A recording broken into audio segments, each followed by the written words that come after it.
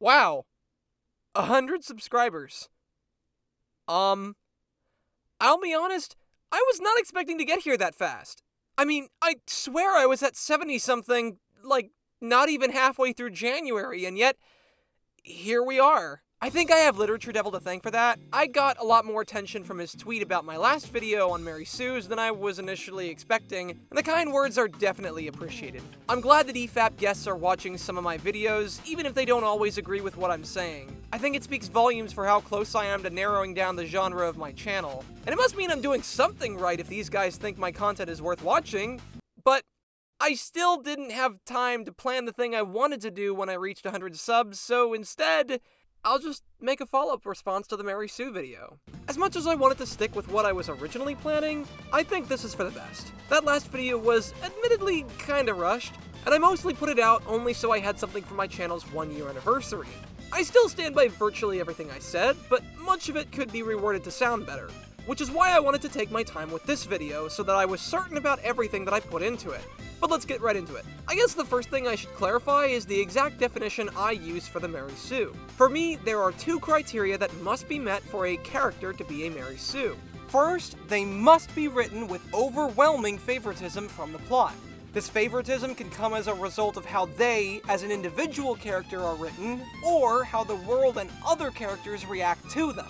And second, this favoritism must be present to such a degree that it creates plot holes, ruins tension, destroys the character's development, or just generally breaks the story. Although, keep in mind, this can vary depending on the context of how the character is utilized. And that was more or less what I was trying to get across. Context matters. Even if their feats are exceptional, the plot may be written to best utilize them in a way that wouldn't make them a Marysue. Let's refer to the Paragon Marysue example that I brought up in my previous video.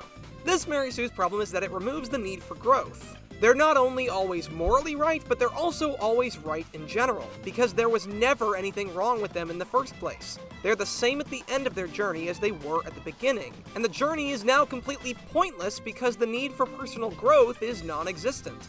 But there are characters that barely grow, don't need arcs, or merely just use their wisdom and knowledge to support other characters. And they're not Marysues because the story is written in a way that best utilizes them to support the narrative instead of break it. Thus, the story's utilization of that character is also a factor in the Marysue trope. But that wasn't the only thing my video was trying to address. I also wanted to bring some new misconceptions about the Marysue to light for others to consider. And I'm actually kind of thankful that a couple people spoke up about it. I encourage questioning of my logic if I'm wrong, because unlike the Marysue, I'm not infallible. So because my last video was rushed, I want to take this opportunity to correct a few things for the record, and take my time writing the script so I can get my message across more thoroughly. And I'll start by going through a few of the responses, particularly from Smudboy and Literaturedevil. Author/inserts are the key factor of writing a Marysue. You don't write crap unintentionally. Where else would the Marysue come from unless the author then has to explain its existence in lore or some reveal later on? I can agree that the trope is most colloquially associated with author insertion, and most observable author inserts generally turn out as Marysues. However, this is the limit to what I can agree on here. The Marysue is a character that comes about from a lacking understanding of what makes a story and a character engaging. This generally comes about when an author is focused only on putting themselves into a story. They spend too much attention putting themselves in the most idealized world they prefer that they forget what makes a well-written character, and they care more about self-escapism than they do writing a good story. But in this scenario, the problem comes from a flawed focus, not just because they want to put themselves into their story. People generally aren't perfect in real life, so if someone were to write themselves into their story without ignoring any of their crucial flaws, there's no reason the result would still be a Marysue. Besides, the author insert attribute isn't even a reliable indicator of a Marysue. In order for us to know if a character is an author insert, we'd need to know about the author so we can compare them to the character. But if the author has long since passed away, or if they're just unknown, then we likely won't be able to do any more than just speculate if the character is an author insert. We should focus on more substantive traits of the trope, rather than superfluous tidbits that have no real effect on the character themselves. Of course, that's all just in reference to author inserts. I hope I don't need to explain why reader inserts aren't inherently Marysues either. Otherwise, every role-playing game is in deep trouble. All of them. The everyman cannot be a Marysue. Those two character roles cannot exist in the same character. You cannot be all-powerful, perfect, virtuous, etc., and be the everyman. I think I can get behind this, but I would still like to add a bit more to this particular subtopic. Originally, my intent was just to bring to light that others mistake the everyman for the Marysue, which is why some people incorrectly label Harry Potter as a Sue. But I've since had some time to think about it, and assuming we agree that the writing of a story matters just as much, you can make a character that is as normal and down-to-earth as possible and still have the world around them treat them as though they aren't. As an example of one such Marysue moment, I'll use the race from Ready Player One. Our protagonist, Wade Watts, isn't particularly standoutish, and as far as he's established, is a very average individual in his world. He makes it pretty far in the race, but it's really only slightly farther than most others, and we're given reason to believe he's probably done this before. But even then, he still can't win. He discovers a secret exploit that he determines is the only way you could possibly win the race. So what is this secret exploit, you might ask? He drives backwards. That's the only 10 this movie's getting. Now, don't get me wrong, there's no reason he couldn't discover something like this, but the fact that it was something so ridiculous and blatant makes it a Marysue moment. Unlike other Marysues, he doesn't accomplish his goal through his own skills. Rather, it's only because everyone else in the story is a moron. How is it that no one else has discovered something like this? There wasn't anyone who just decided to drive backwards as a joke? And the hint that Wade discovers makes the solution seem so obvious. It's been 5 years, and no one has learned about this until now? It's the same kind of broken logic that appears in any other Marysue-driven story, but instead of the character breaking the plot with their great feats, the story breaks itself for the sake of making this character seem amazing. And it's pretty easy to do with stories focused around video games, like Sword Art Online, because all it takes is a lacking understanding of what makes good game design for you to write an exploit that makes a character unbelievably powerful. Yet that same exploit isn't used by other players because they're not awesome like the Marysue. And SAO isn't the only one guilty of this. The most common traits assigned to a Marysue are most commonly observed in supporting characters, antagonists, or just generally passive or inactive characters. Because characters with these traits don't usually need to grow in a particular way, if at all, which is why they'd be best suited in a supporting or antagonistic role. Instead, the Marysue is relegated to the one role in the story that obviously needs the character to grow in order to make their journey and the entire plot engaging. They're displayed as a character who's already reached the end of their journey, which is absolutely a character you can have, but they're written as though they still have a journey to go on. Even though this character didn't start off just awesome, the story makes them just awesome despite being established as normal and benign. The story treats them as though they're the messiah, and none of it is deserved. You're right, Smudboy, this is indeed a contradiction. And that's perhaps why the Marysue is so flawed on such a fundamental level.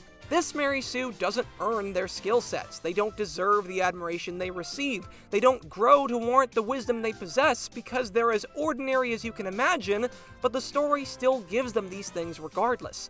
They're nobody, and the story even tells us as much directly to our faces, and yet somehow, simultaneously, they're also the single most important person in the entire galaxy. I'd argue that this contradiction lies at the core of what makes a Marysue so fundamentally broken. I suppose that does mean that a character can't be an everyman at the same time, and rather just transitions into a Marysue later on. Though, I still think there's an argument to be made here. Let's move on to another misconception for now. So another one that I was actually somewhat surprised some people ended up disagreeing with me on was that antagonists can't be Marysues. Even Literaturedevil himself disagrees with me on this point, and I can't help but ask, really? An antagonist can be a Marysue? I'm not trying to be facetious, I'm genuinely curious what antagonists you can think of that are Marysues. And more importantly, I want to make sure that we're not confusing antagonist with villain, because I use those terms very differently. So let's establish some definitions. I try to make a very clear distinction between a villain and an antagonist. A protagonist is a character which the story is about and focuses around. There can be multiple protagonists, or even temporary protagonists, but all protagonists are vocal points for the telling of the story. Antagonists are characters that directly oppose the protagonist, and who the protagonist must overcome in their journey. Generally, heroes tend to be protagonists, but you can have a villain that's a protagonist, or even a hero that's an antagonist. That's how I've used the term anyways. And this is another reason why the antagonist can't be a Marysue, because their entire purpose is to fail, to fall at the hands of the protagonist. The Marysue demands that the story revolve around them, to bend to their very behest. And yet the idea that the Marysue can even be an antagonist immediately implies that the story is about someone that not only isn't them, but someone who's to defeat them, someone who's to be better than them, someone who's to be morally superior to them. But that's impossible, isn't it? I suppose you can have an antagonist that gets redeemed unnecessarily and is written as somewhat morally ambiguous, but what about characters that are strictly and exclusively antagonistic? There's almost always a negative connotation that comes with a character being written as an antagonist, and I can't imagine that same connotation fitting in with the Marysue trope. But maybe I'm wrong. I'd be interested to know what kinds of antagonists would fit the Marysue mold, because I can't think of any. And while we're on the topic of antagonists, I think I'd like to retract, or at least rephrase what I said about how stronger antagonists add more tension to the story. It's pretty obvious that's not always true. If you make your antagonist so powerful that there's no reasonable way the protagonist could defeat them, then they'll end up being defeated rather anticlimactically. They've been established to be so incredibly powerful that they can't possibly be defeated by anything short of a deus ex machina. So it follows that the story would call for a deus ex machina. Although I think it should go without saying that not all overpowered characters are Marysues. Alright, one last thing I wanted to address was how attention can make or break a Marysue, as stated in this part of my last video.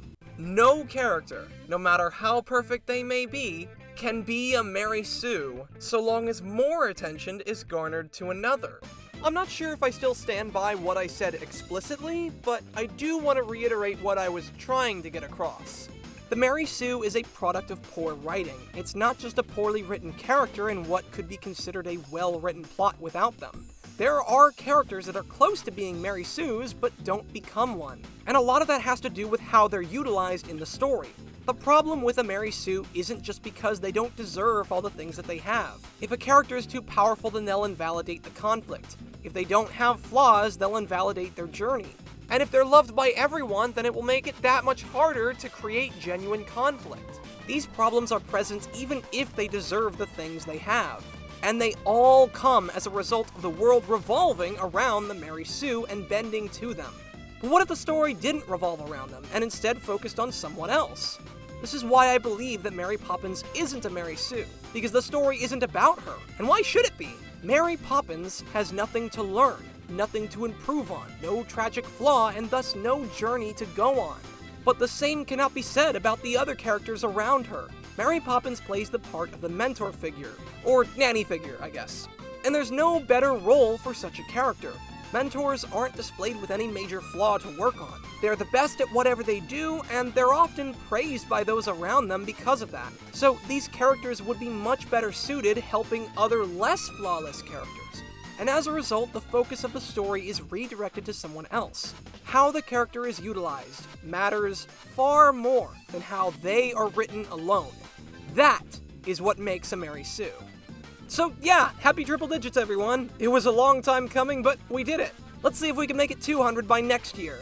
If you haven't heard of Smudboy or Literaturedevil, I'd recommend checking out both of their channels. Literaturedevil talks about writing, comic books, and Star Wars, and Smudboy does regular live streams similar to the likes of Every Frame a Pause. So if you like people like Rags and Mahler, you'd probably like him too. So give their channels a look if you haven't already.